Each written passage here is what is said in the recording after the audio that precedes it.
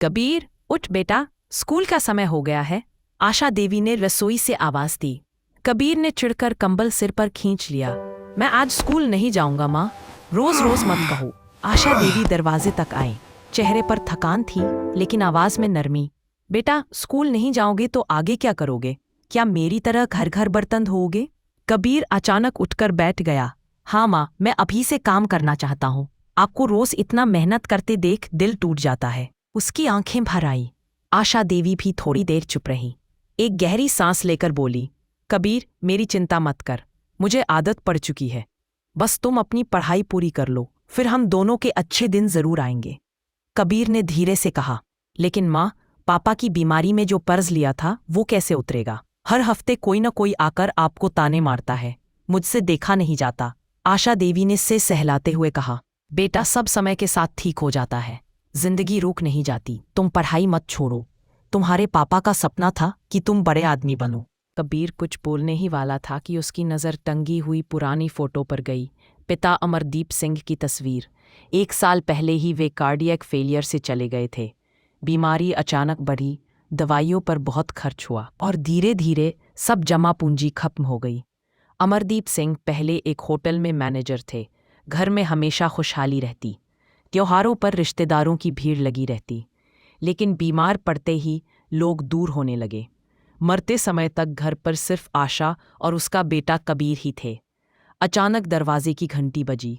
आशा ने सोचा शायद दूध वाला होगा, लेकिन बाहर एक सज्जन खड़े थे, सफ़ेद दाढ़ी, भूरे बाल और हाथ में पुराना बैग। क्या आप अमरदीप सिंह की पत्नी हैं? उनकी भारी आवाज़ सुनकर आशा कुछ घबरा गई। जी हाँ, आप कौन? बेटी, क्या भीतर आकर थोड़ी देर बैठ सकता हूँ? लंबा सफ़र करके आया हूँ, प्यास भी लगी है। आशा ने तुरंत दरवाज़ा खोला। हाँ हाँ, आइए। कुर्सी पर बैठते हुए उन्होंने कबीर से पूछा, बेटा, कौन सी क्लास में पढ़ते हो? 4th में, कबीर ने धीमी आवाज़ में कहा। आशा पानी लेकर आई। वृद्ध ने घूंट भर कर कहा, बेटी, मेरा नाम विक्रम प्रताप है।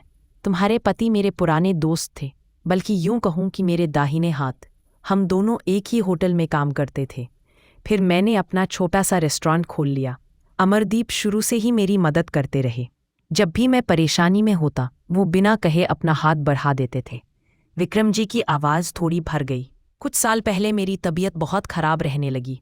मैं इलाज के लिए शहर से बाहर चला गया। इस दौरान मेरी रेस्टोरेंट की जिम्मेदारी मेरे बेटे रवि ने संभाली। अमरदीप ही सब देखते थे, लेकिन बेटी, मुझे ये नहीं पता था कि वो इतने बीमार हो गए थे। आशा की आंखें अचानक नम हो गईं। विक्रम जी बोले, जब मैं वापस आया तो पता चला कि अमरदीप अब इस दुनिया में नहीं है। राह चलते ही एक पुराने वेटर ने मुझे खबर दी।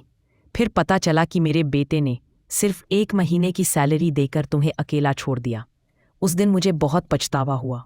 अमरदीप सिर्फ मेरा काम नहीं संभालते थे, वो मेरे परिवार जैसे थे। उन्होंने मेज पर रखे ग्लास को थोड़ा खिसकाया और ठहर कर बोले, बेटी, तुम्हें जिस भी मुश्किल से गुजरना पड़ा, उसमें मेरी भी गलती है। मैं यहाँ होता तो तुम्हारे पति का इलाज अपनी जान लगाकर करवाता। कम से कम तुम्हें ऐसे तिरस्कृत होकर नहीं रहना पड़ता। आशा ने संयत होकर कहा, नहीं सेठ जी, होनी को कौन टाल सकता है। उन्होंने भी आपके बारे में बहुत बातें की थी। पर वाक्य अधूरा रह गया।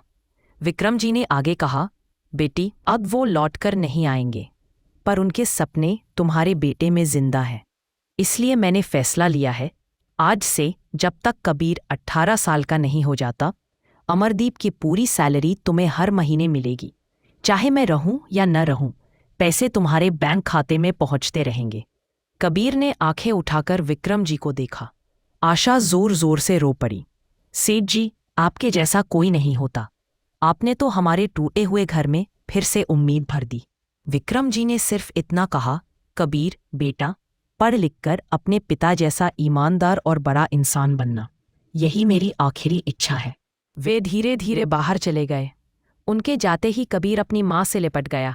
माँ, मैं अब कभी स्कूल नहीं छोड़ूंगा। मैं पापा का सपना पूरा करूंगा। अगले ही दिन आशा देवी के खाते में पैसे आ गए। कई महीने गुजर गए। हर महीने सैलरी आती रही, जिससे आशा का घर बिना किसी तकलीफ के चलने लगा। कबीर भी पढ़ाई में खूब मन लगाने लगा। एक दिन आशा के मन में आया कि विक्रम जी से मिलकर धन्यवाद कराएं। वे पता पूछते पूछते उनके पुराने रेस्टोरेंट तक पहुंची। चौकीदार ने बताया, मालकिन विक्रम साहब तो उस दिन शहर आए थे, लेकिन 15 दिन बाद ही अचानक दिल का दौरा पड़ने से उनका निधन हो गया। आशा के पैरों तले जमीन खिसक गई, आंखों से आंसू बहने लगे। क्या वो सिर्फ हमारा भला करने ही आए थे या अपने दोस्त का कर्ज चुकाने? ये सोचकर वह वापस लौट आई। पर आश्चर्य की बात, भले ही विक्रम जी दुनिया से चले गए थे, लेकिन उनके निर्देश के अनुसार हर महीने सैलरी आती रही और कबीर की पढ़ाई आगे बढ़ती गई। कई साल बीत गए। कबीर अब बड़ा हो चुका था, आत्मविश्वासी, होशियार और मेहनती। एक दिन जब उसने अपनी पहली नौकरी की नियुक्ति पत्र माँ को दिया तो आशा देवी की आंखों से फिर आंसू बह निकले। उन्होंने आसमान की तरफ देखकर कहा, अमरदीप और विक्रम साहब, तुम दोनों ने अपना वादा निभाया। अब मेरी बारी है तुम्हें धन्यवाद देने की। कबीर ने माँ का हाथ पकड़कर कहा, माँ, तब हमारी जिंदगी फिर से अच्छी हो जाएगी। मैं कभी आपको मेहनत नहीं करने दूंगा। आशा देवी मुस्कुराईं, हाँ बेटा, अच्छे दिन फिर लौट आए हैं। तुम्हारे पापा और विक्रम जी की दुआएं हमेशा हमारे साथ रहेंगी। और इसी तरह एक माँ बेटे की टूटी हुई दुनिया में उम्मीद की एक नई किरण फिर से जगमगा उठी।